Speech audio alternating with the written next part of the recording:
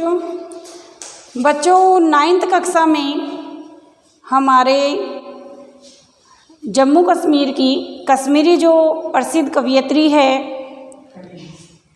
उनका वाक शैली में रचित वाक जो है वह पद्य पाठ चल रहा है। और इस पद्य पाठ में आपके इनके जो जैसे हम कहते हैं कबीर के पद होते हैं, दोहे होते हैं, उसी प्रकार इनके दोहे अर्थात इनके वाक 4 लिए गए हैं।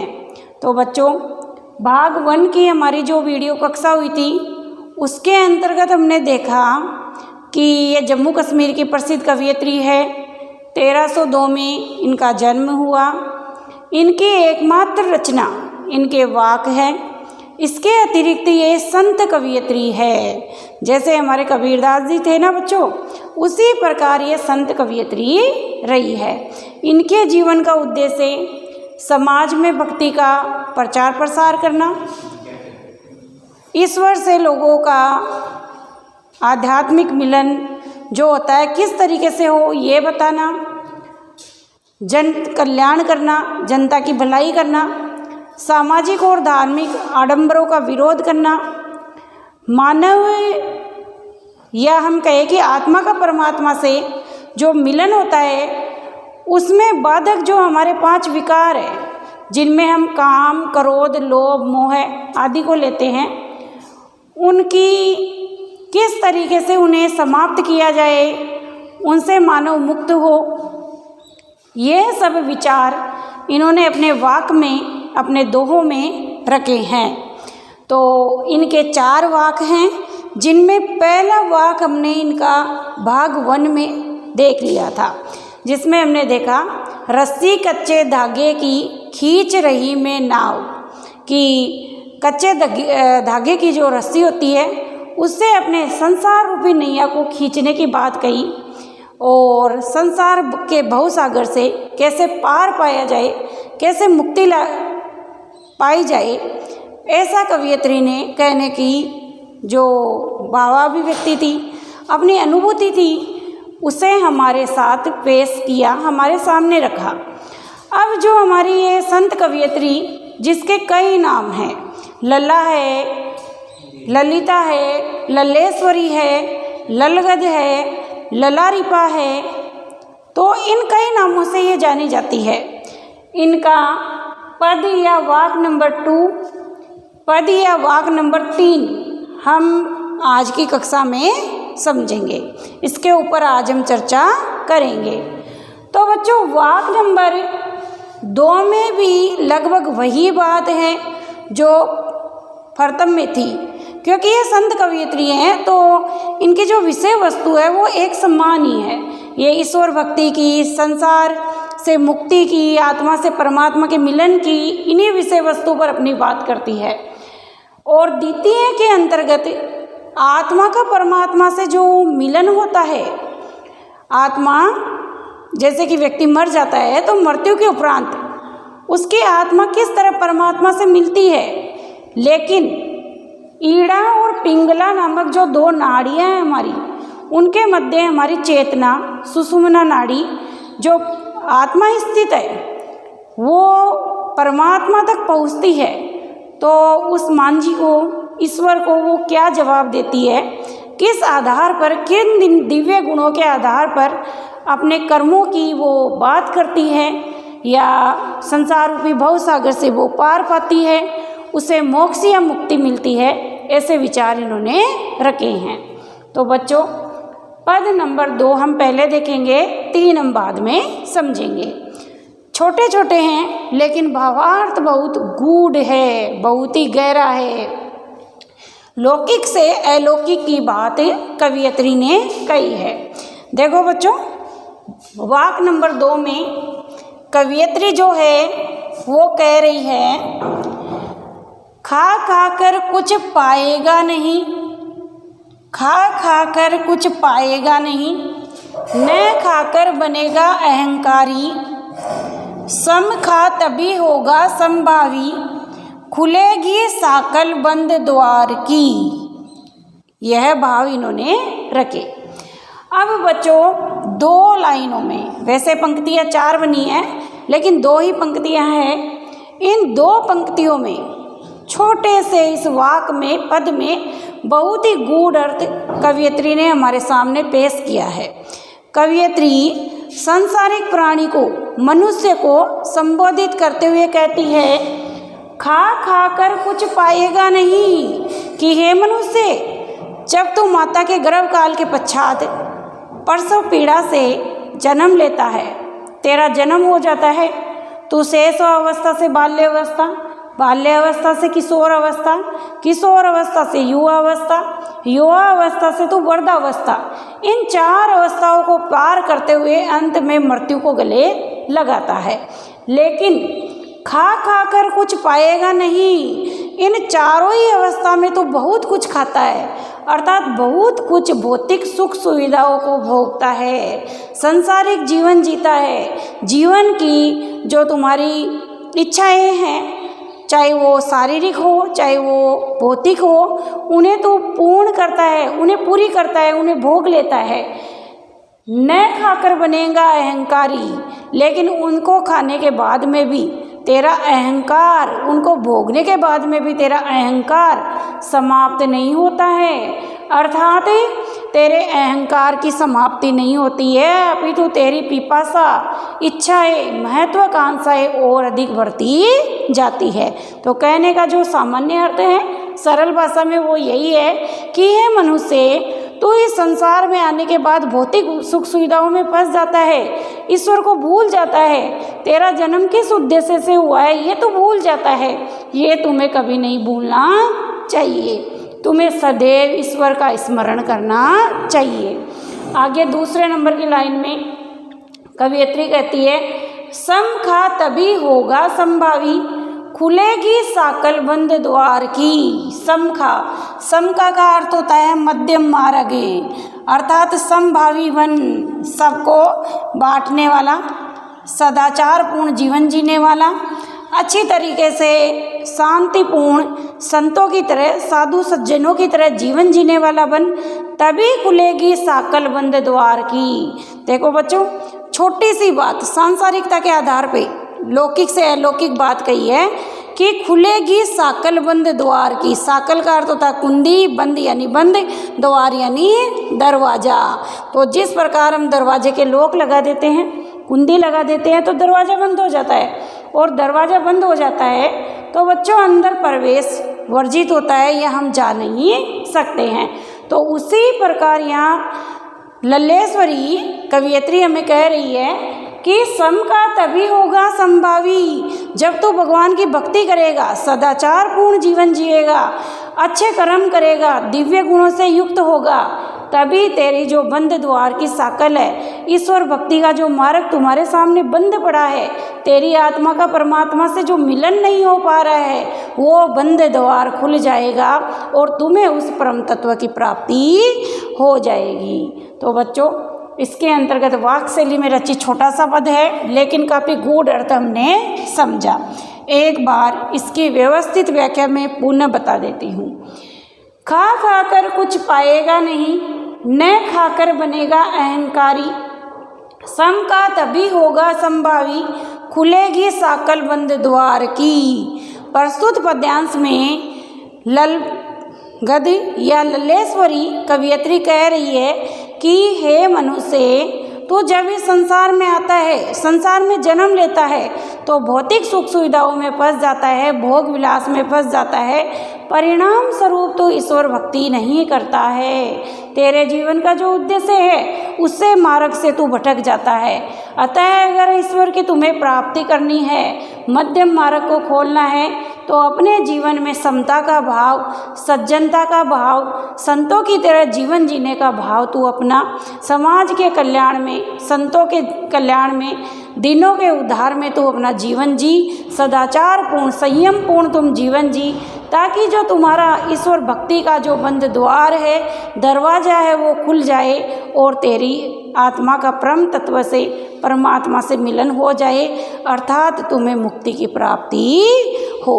तो बच्चों, वाक शैली में रचित बहुत ही सुंदर, बहुत ही गूढ़ अर्थ देने वाला ये कवियत्री का वाक है, जो हमें ईश्वर भक्ति की प्रेरणा प्रोत्साहन देता है।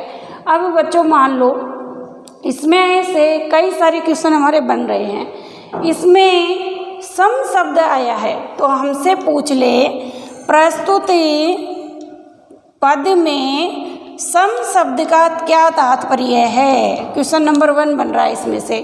तो प्रस्तुत पद में आप लिखेंगे सम शब्द का तात्पर्य मध्यम मार्ग से सदाचार पूर्ण जीवन जीने से है।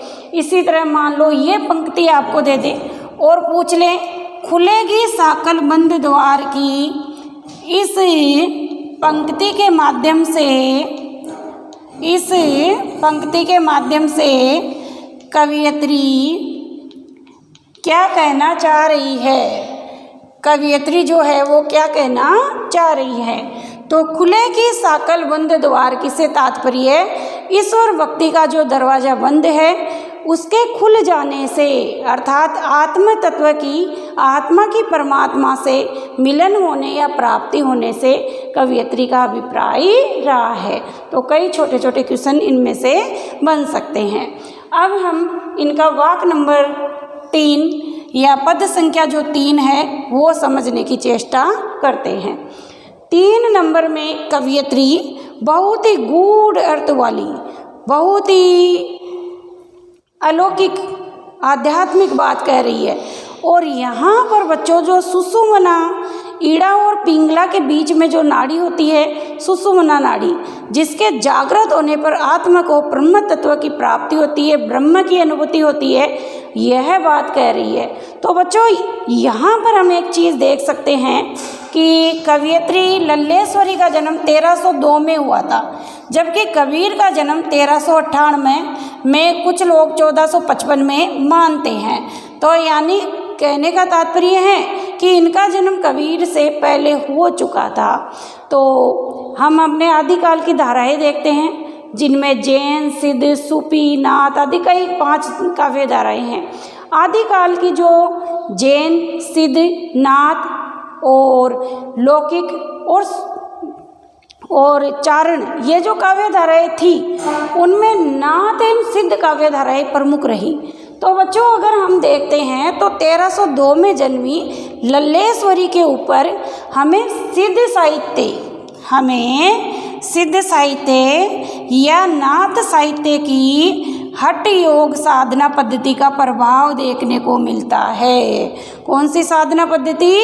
हठ योग साधना पद्धति का प्रभाव देखने को मिलता है। हठ योग में ये होता है कि सब कुछ त्याग देकर भगवान जब तक मिलेंगे नहीं तब तक भगवान का ध्यान करना, साधना करना, उनके लिए योग करना, उनकी उपासना करना, उसे हठ योग साधना पद्धति कहते हैं। तो वैसा ही कुछ दिव्य प्रभाव, वैसे ही सिद्धों एवं नाथों के विचारों का प्रभाव हमें संत कवियत्री लल्लेश्वरी पर देखने को मिलता है। इस वाक में हम वाचन करते हैं। आई सीधी राह से गई न सीधी राह से, सुसुम सेतु पर खड़ी थी बीत गया दिन आहे, जेब टटोली कोडी न पाई, मांझी को दू क्या उतराई, मांझी को दू क्या उतराई। तो ये थोड़ा सा कठिन है क्योंकि बहुत ही डीप, बहुत ही गहरा, बहुत ही गूढ़ अर्थ इसमें हमें देखने को मिलेगा। कवियत्री कह रही है, पहले कठिन शब्द देखते हैं। सुसुम, सुसुम शब्द का अर्थ होता है सुषुम्ना नाड़ी, सुषुम्ना नाड़ी। और ये जो नाड़ी होती है ना बच्चों, ईड़ा और पिंगला, ईड़ा और पिंगला इन दोनों के मध्य स्थित होती है। कौन सी नाड़ियों के मध्य? ईड़ा और पिंगला, इन 2 नाड़ियों के मध्य ये सुषुम्ना नाड़ी स्थित होती है। और यह जब जागृत हो जाती है तो आत्मा का परम तत्व से, ब्रह्म से साक्षात्कार हो जाता है। सेतु, सेतु शब्द का अर्थ होता है बीच की स्थिति या पुल। सेतु शब्द का अर्थ होता है बीच की स्थिति या पुल। जेब टटोली, जेब यानी अपने कर्मों के ऊपर ध्यान देना। सामान्यतः जेब शब्द का अर्थ जेब या हम पॉकेट से ले सकते हैं जिसमें हम सामान रखते हैं। लेकिन यहाँ पर जेब का तात्पर्य दिव्य गुण या कर्मों से लेंगे। किससे लेंगे? दिव्य गुण या कर्मों से हमें लेंगे। टटोली, टटोली शब्द का अर्थ होता है खोजना, बहुत ही ध्यान से देखना, या खोजना या ढूंढना। कोड़ी, कोड़ी शब्द का अर्थ होता है एक भी पैसा न होना, एक भी रुपया या पैसा न होना। हम कहते हैं ना फूटी कौड़ी भी नहीं मिली, तो कौड़ी शब्द का अर्थ जो होता है ना वो होता है एक भी रुपया न मिलना। मांझी, मांझी शब्द का जो अर्थ हम बच्चों देखते हैं तो सामान्यतः मांझी जो नाव चलाने वाला होता है उसे कहते हैं, नाविक को कहते हैं। लेकिन यहाँ पर हमारा मांझी शब्द गूढ़ है, इसका दूसरा अर्थ हम लेंगे। इसका दूसरा अर्थ होगा मांझी अर्थात ईश्वर। क्या होगा? ईश्वर, ईश्वर रूपी मांझी को दू क्या उतराई। उतराई का अर्थ होता है कि जब उसने मेरे को संसार रूपी भवसागर से पार लगाया तो मैं उसे क्या पैसे दूँ, उसे क्या कीमत, क्या मूल्य चुकाऊँ। जैसे हम नाव से बैठ करके एक किनारे से दूसरे किनारे पर जाते हैं तो नाविक को हम पैसा देते हैं, उसकी कीमत, उसका मूल्य अदा करते हैं। तो उसी प्रकार आत्मा कह रही है कि मांझी को, ईश्वर रूपी मांझी को मैं क्या उतराई, क्या कीमत दूँ, क्या मूल्य दूँ। अब बच्चों इसका पुनः वाचन करके हम गूढ़ अर्थ देखते हैं। आई सीधी राह से, गई न सीधी राह से, सुसुम सेतु पर खड़ी थी, बीत गया दिन आहे। जेब टटोली कोड़ी न पाई, मांझी को दू क्या उतराई। इसके अंतर्गत आत्मा, जीवात्मा रूपी जो नायिका है वह कह रही है आई सीधी राह से कि जब मेरा जन्म हुआ तो मैं बहुत ही सामान्य रूप से प्रसव पीड़ा के माध्यम से माँ के गर्भ से पैदा हो चुकी थी। मेरे में शरीर के माध्यम से जीव तत्व, आत्म तत्व पड़ चुका था, गई सीधी राह से। लेकिन जब मेरी मृत्यु हुई तो मैं शरीर के माध्यम से, जिस शरीर से मेरा जन्म हुआ उसी शरीर के माध्यम से मैं बाहर निकलने वाली थी, अर्थात मैं मृत्यु के मुख में जाने वाली थी या मैं मरणासन स्थिति पर पहुंच चुकी थी। सुसुमन सेतु पर खड़ी थी, बीत गया दिन है। लेकिन ईड़ा और पिंगला के बीच मेरी जो आत्मा थी, सुषुम्ना नाड़ी थी, वो अंतिम स्थिति पर अर्थात शरीर से निकलने वाली थी। लेकिन मैं करूँ तो क्या करूँ, पूरा दिन ही बीत गया, अर्थात मेरा पूरा जीवन, मेरा सारा जीवन चला गया। लेकिन अंतिम अवस्था में मुझे ध्यान हुआ कि जीवन में मैंने कभी अच्छा काम नहीं किया, कभी ईश्वर भक्ति नहीं की, तो मैं ईश्वर से क्या उद्धार की कामना करूँ, ईश्वर से मैं क्या जो है अपना जो है आकांक्षा, उम्मीद, आशा रखूं। जेब टटोली कोड़ी न पाई, लेकिन जब मैं अंतिम स्थिति में देखा तो मैंने अपनी जेब टटोली, अपने आप को खोजा, अपने आप में ये जानने का प्रयास किया कि मैंने कौन कौन से अच्छे कर्म किए हैं, मैंने कौन कौन से अच्छे कर्म किए हैं, कौन कौन से दिव्य गुण मैंने प्राप्त किए हैं। लेकिन मैंने जेब टटोली तो पाई न कोड़ी, एक भी दिव्य गुण, एक भी अच्छा कर्म मुझे देखने को नहीं मिला। मांझी को दूँ क्या उतराई, तो मैं उस ईश्वर को क्या उत्तर दूँ, क्या उसको मैं कीमत या मूल्य अदा करूँ कि वो मेरा उद्धार कर सके। तो कहने का तात्पर्य है, नाव में बैठकर अगर हम नाविक हमें एक किनारे से दूसरे किनारे तक पहुँचाता है तो हम उसे उसका मूल्य देते हैं। इसी प्रकार यहाँ आत्मा कह रही है कि मेरा जन्म हुआ, मैं शरीर के माध्यम से पैदा हुई, अनेक अवस्थाओं को मैंने भोगा, शारीरिक सुख सुविधाओं को भोगा, मैंने पूरा जीवन जिया और अंतिम अवस्था में पहुंचकर मुझे पता चला कि इस जीवन को मैंने ऐसे ही खो दिया, मैंने कुछ भी प्राप्त नहीं किया। क्योंकि जब अंतिम अवस्था में मैंने अपने कर्मों को, दिव्य गुणों को टटोला तो मेरे हाथ कुछ भी नहीं लगा। परिणाम स्वरूप मृत्यु मुख में जाने पर या चले जाने पर जब मैं ईश्वर के सम्मुख पहुंची तो मैं कैसे ईश्वर को मुंह दिखाऊं, मैं क्या कहूं कि ईश्वर मेरा उद्धार करे, मुझे मोक्ष या मुक्ति दे, क्योंकि मैंने कोई भी अच्छा कार्य नहीं किया। तो बच्चों यहाँ पर हमने इनका तीसरा वाक्य देखा जो बहुत ही गूढ़ अर्थ वाला था। अब यहाँ पर इसमें कई सारे क्वेश्चन बन सकते हैं, जैसे सुषुम सेतु, सुषुम सेतु शब्द आपसे पूछ सकते हैं कि सुषुम सेतु शब्द से प्रस्तुत वाक्य में सुषुम सेतु शब्द का यह प्रस्तुत पंक्ति में सुषुम सेतु शब्द का क्या तात्पर्य है। तो इसमें आप लिखेंगे वाक्य शैली में रचित इस पंक्ति में कवयित्री सुषुम सेतु शब्द का जो अर्थ है उसका अभिप्राय है कि ईड़ा और पिंगला के बीच में हमारी जो सुषुम्ना नाड़ी है उसे ही सुषुम सेतु कहा जाता है। दूसरा इसमें आपसे पूछा जा सकता है मांझी। मांझी शब्द किसके लिए आया है? मांझी शब्द किसके लिए आया है?